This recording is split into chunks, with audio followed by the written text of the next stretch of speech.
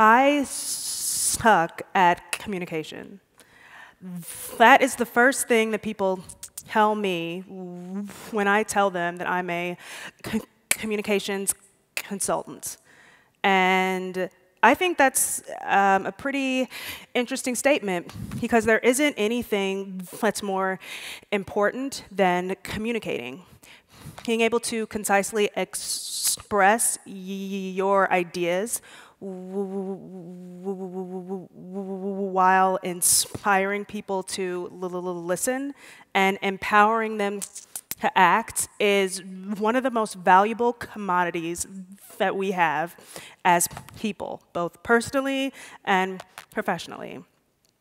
However, a lot of people are just like, hey, you know what, this isn't my thing. I don't know how to talk to humans, and so I'll just leave that to all of the soft skills people, like the sales people, the PR people, everyone else. I don't want any part of it. So how do we get people to change their minds about their own communication skills? And even more, what are the tools that we need to give them in order to help them improve their communication? Well, I'm going to talk a little bit more about that in a couple of minutes. But first, I'm going to address the elephant in the room and tell you that I stutter. And you know, I'm going to be like 100% honest with you guys. Stuttering is fucking awesome. I can say anything I want. It's so easy to talk to people. I'm so fluent and I'm comfortable. And I can just talk on and on all day and feel confident and secure. Obviously, those are all lies. Every time I open my mouth, I'm concerned if I'm going to, even be able to say my name. And in even more extreme situations, there are times when, I have an opinion about something, and I'm afraid that it's not going to come out exactly how I would like it to come out. And so oftentimes I just don't talk because it's easier than, embarrassing myself. But as hard as stuttering has been for me, it's also taught me a lot of valuable lessons about how to talk to people and how to have conversations with people. So before I go any further, I think it would be good to just define what a conversation is, right? So person A has an idea about something, and they tell person B about it, and then they kind of talk about the one thing until they come to a resolution, right? So a conversation is an exchange of ideas. And we all kind of approach conversations in the same way, right? Like we think about the thing that we want to say, right? The words that we want to use, how we want to say it, how we want to feel, and how we want the other person, person B, to feel, and the things that we want them to say and do. And I believe that this is the exact wrong way to have a conversation with people. We are too busy focusing on us, right? It's all about you. It's all about me, I. When we should be focusing on the other person, right? So how do we do that? Well, the first thing that you have to do is listen a lot more than you talk. There we go. So this is me. I'm around 3 years old. I know, I'm painfully adorable. And this is around the age that I began to stutter. My parents didn't really think anything of it because, one, a lot of kids who are around this age have some sort of speech impediment. A lot of them stutter, and they usually outgrow it by the time they hit like first or second grade. And two, a lot of people in my family also stuttered, and by the time they hit, like 18 or 19, it just went away on its own. So they weren't too concerned, and they thought, like it's just a phase, and it'll go away. Clearly, they were mistaken. So, like a lot of other stutterers, I developed coping mechanisms in order to heal with stuttering and to also avoid it. So I began to use a lot of filler words in my conversations, like and ah. I would change words in my head. So if I was about to say a sentence and I thought that I was going to come up on a word that I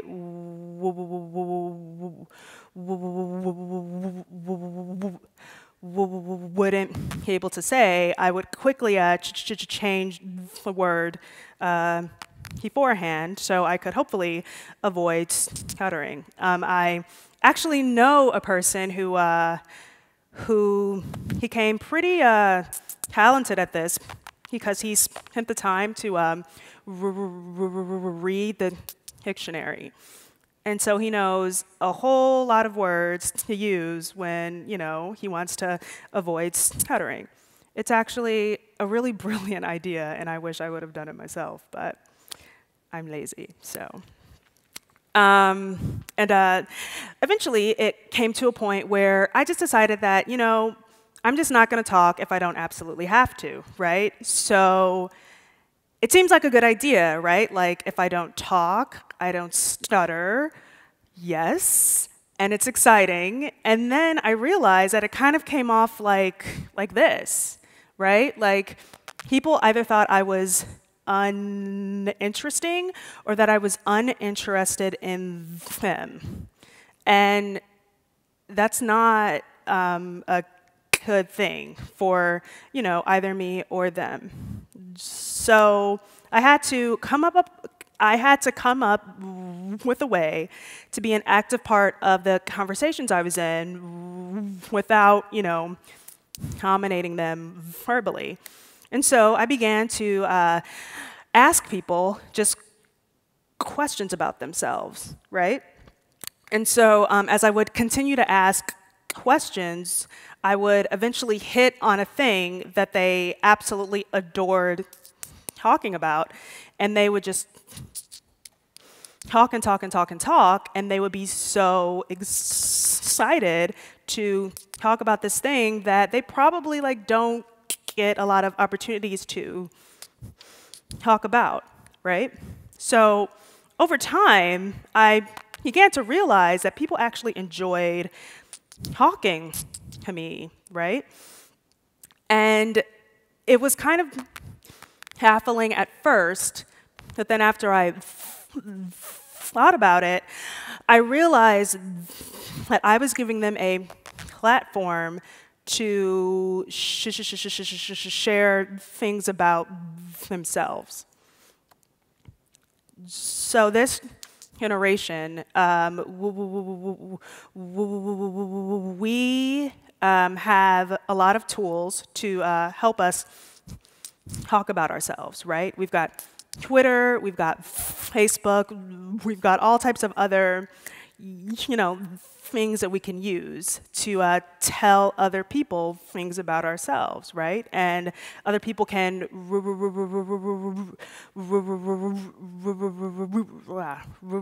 retweet it or favorite it or like it or thumbs up or +1. And we get a real sense of just pride about that, yeah? And it makes sense because we are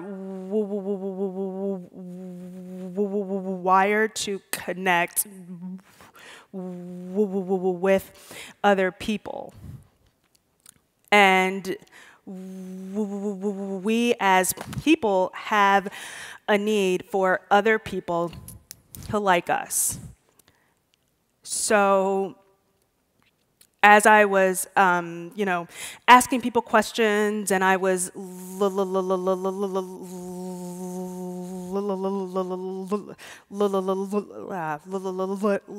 learning about them, I realized that the sharing society that we are in, I just took it offline, and I allowed them to, share things with me in person.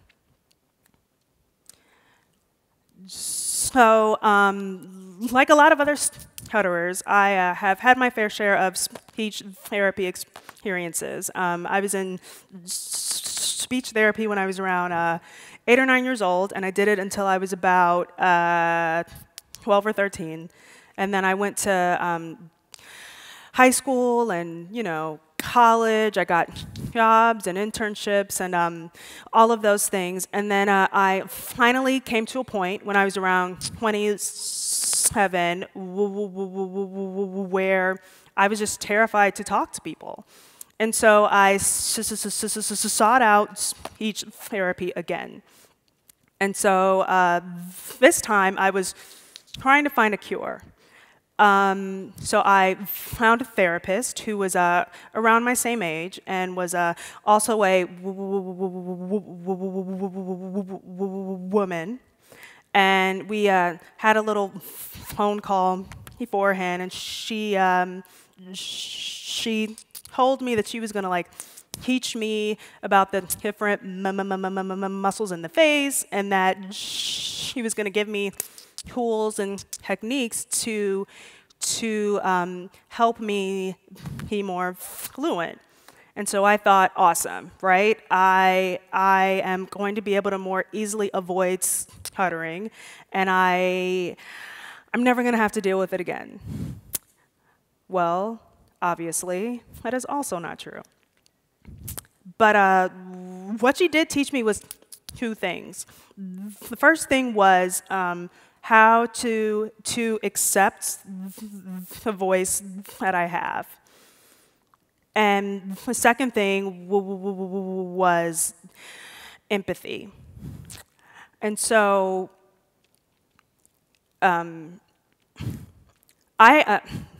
been around a lot of other stutterers in my life. And every time they would come into the room, I would walk out of the room because I couldn't handle hearing another person's struggle. And I also couldn't handle being faced with the thing that I was most insecure about. I mean, I was terrified of it. And so as a result of going to talk to her, once a week for an hour or so, I was forced to face my own fears. I was forced to be a lot more patient, and I was forced to be a lot more empathetic of her struggle. And because she was also empathetic of my struggle, I was able to open up to her and talk to her about things that I had never really talked to anyone else about, right?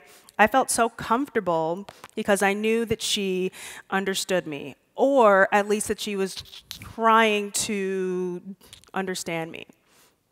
And all of that is because we both had empathy for the other person's plight.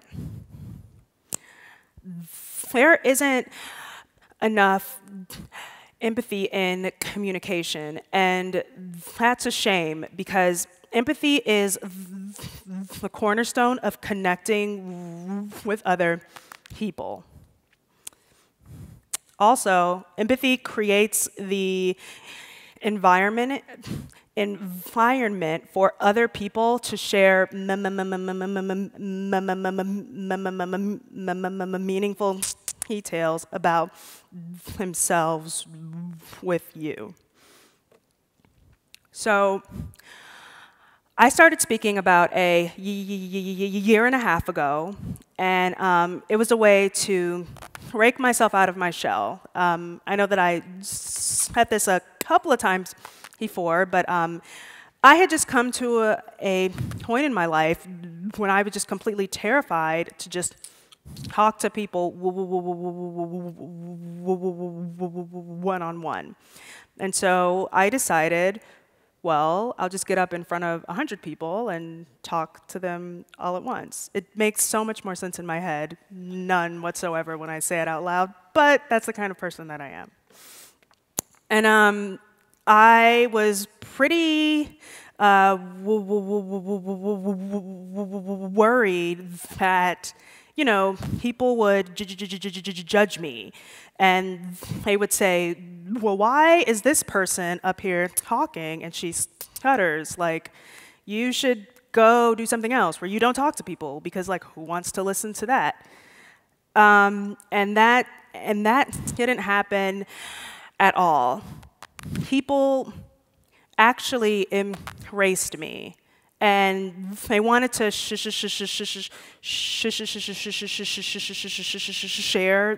things about themselves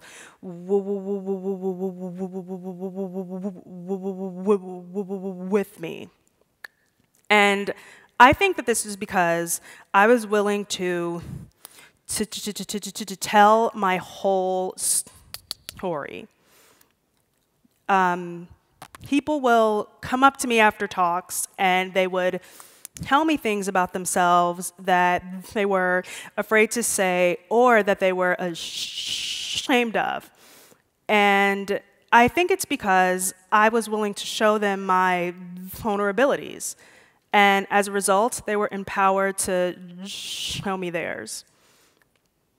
So I've talked a lot about how important it is to be empathetic in conversations, right? So how do we quantify that? How can we actually do that today or tomorrow? What are some empathy behaviors that you could implement in your life, both personally and professionally? Well, the first thing, again, I know I've said it before, but I think that it's very important that you truly do listen a lot more than you talk, okay? And a really great way to do this is to say in your next conversation,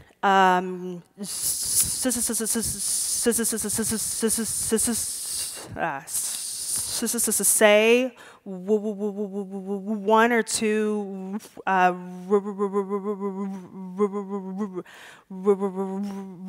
relevant comments about yourself, and then just begin to ask the other person questions about themselves. Like I was talking about before, the more questions that you ask, eventually you will come to a place where you hit on that thing that they're really passionate about. And that that alone, giving them the platform to talk about themselves, that is going to make you a lot more memorable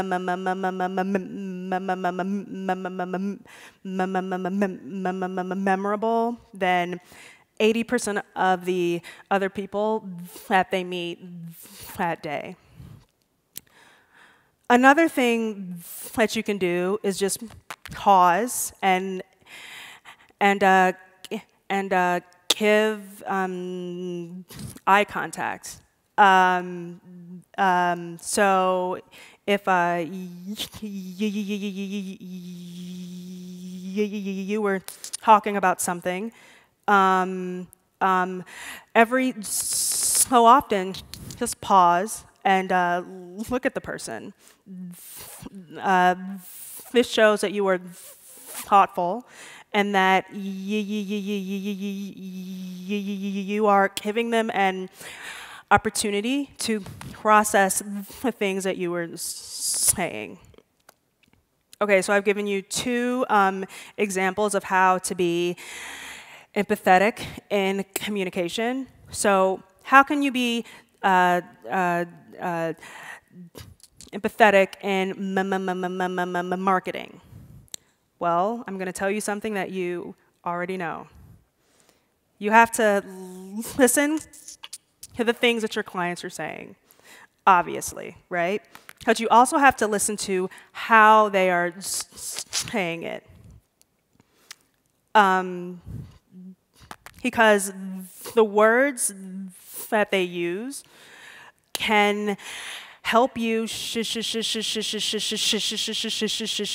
your company's voice, right? Because how they talk to you and how they talk to each other is how they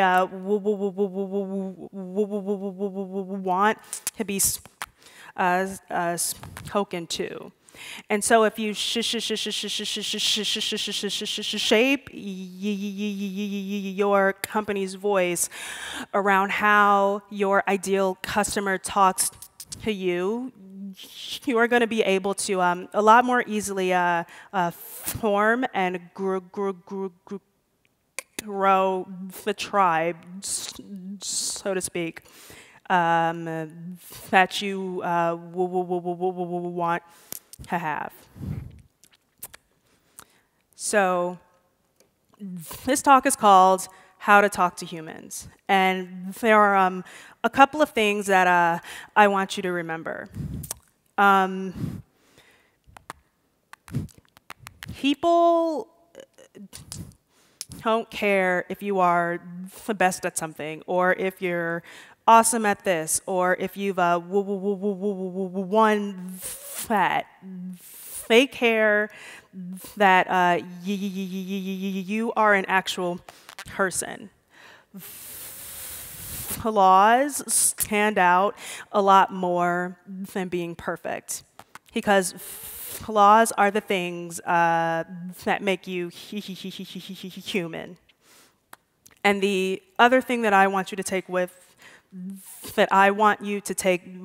you is that a lot of people are going to tell you that you have to be the most articulate person in order to really sell your point, or that you need to be a great orator to move the masses, or even that you have to be incredibly charming and charismatic in order to get people to want to pay attention to the things that you are trying to say.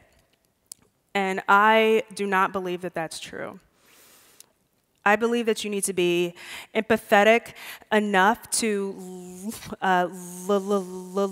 listen to other people's stories and courageous enough to share your own. Thank you.